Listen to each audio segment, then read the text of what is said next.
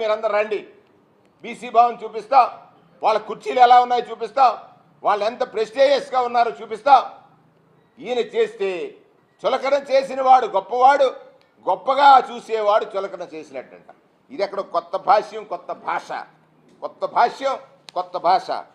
56 corporation 139 కులాలు ఉన్నాయని, ఆ కులాల ఆత్మగౌరవాన్ని రక్షించడం కోసం 56 కార్పొరేషన్లు ఏర్పాటు చేసినటువంటి ఘనత వైఎస్ జగన్మోహన్ రెడ్డి గారికి దక్కుతుందని ఇవాళ పార్లమెంట్లో కానీ అసెంబ్లీలో కానీ ఇవాళ ఆయన చేసినటువంటి నభూతో నభవిష్యతి అంటే సోషల్ ఇంజనీరింగ్లో జగన్మోహన్ రెడ్డి గారికి ఎవరు సాటి రారు అనేటువంటి విషయాన్ని దేశమంతా చెప్పుకుంటా ఉంది.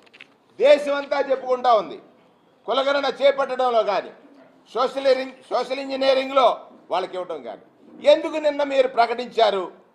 4% ఉన్న మీ కులస్తులకి 4% ఉన్న మీ కులస్తులకి 21 సీట్లు, 54% ఉన్నటువంటి 45% ఉన్నటువంటి బీసీలకి. ఇదొక పాయింట్ చూడండి.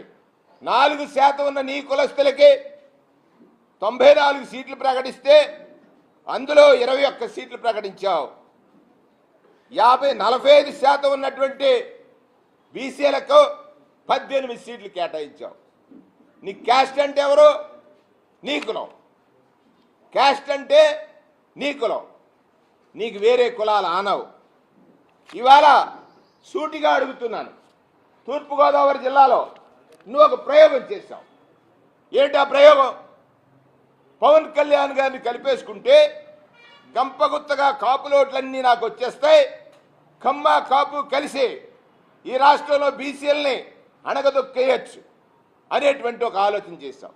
కాపుల విద్యలు అందుచేతే ఈ జిల్లాలో 2008లో కానీ ఇవాళ 2024లో కానీ బీసీలు అధిక శాతం ఉన్నటువంటి సెట్టిబల్యలు కానీ, గౌడలు కానీ, యాదవులు కానీ, చేనేత కార్మికులు కానీ, దేవాంగులు కానీ, కుమ్మరి కానీ, కమ్మరి కానీ, దానితో పాటుగా ఎంబీసీలుగా ఉన్న అనేక కులాలు రెడీగా ఉన్నాయి నీకు కళ్ళు తెరిపించడానికి. అంటే నీ గెలుపు కోసం, అంటే నువ్వు ఒకరిని కలిపేసుకుంటే మిగతా కులాలన్నీ ఎందుకు చూస్తూ ఉండిపోతాయా అని నువ్వు ప్రయత్నం చేస్తూ ఉన్నావు. అందుకే ఇవాళ Rajahmundry parliament, Rajahmundry rural ticket, అలాగే Ramachandrapuram ticket, Palakollu ticket, Narasapuram parliament ఎవరయ్యా బీసీలకు పెద్దన్న పాత్ర పోషించేటువంటి సెట్టిబల్జీ సామాజిక వర్గానికి కేటాయించాడు జగన్మోహన్ రెడ్డి. మేమందరం బీసీలకు అండగా నిలుస్తుంది ఈ కులం.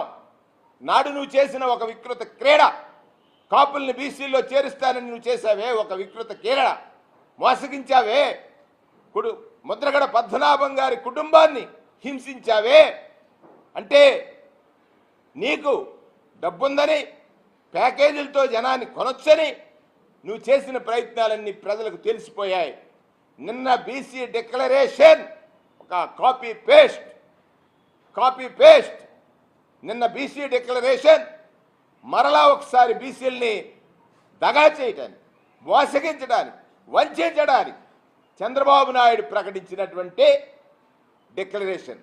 అంటే అసలు ఇచ్చిన ఏ హామీని అమలు చేయని వాడు డిక్లరేషన్ ప్రకటించే నైతిక అర్హత తెలుగుదేశానికి లేదు. దానికి వత్తాసు పలికే జనసేనకి అంతకన్నా లేదు. మీ వల్ల అట్రాసిటీస్ గురైనటువంటి బీసీలు, మీ వల్ల అట్రాసిటీస్ గురైనటువంటి ఎస్సీలు ఆ రోజు ఏదైతే నీ నాయకులు చేసినటువంటి వికృత క్రీడలకు బాధింపబడ్డ బాధితులందరూ కూడా బీసీలే అనేటువంటిది. జడ్జిలుగా పనికిరానన్నది గుర్తు రాలేదా? తోకలు కత్తిరిస్తానన్నావు, తోలు తీస్తానన్నావు, ఎస్సీలో చేరుస్తానంటావు. నీ ఎన్నికల హామీలన్నీ బూటకొని ప్రజలకు తెలియదని అనుకుంటున్నావా? అందుకే నిన్ను నీ హామీల్ని బయట పెట్టడానికి ఒక నిజం వచ్చింది. అదే జగన్. ఇచ్చినటువంటి ప్రతి హామీని అమలు చేసి రాజకీయ వ్యవస్థకి ఒక కొత్త భాష్యాన్ని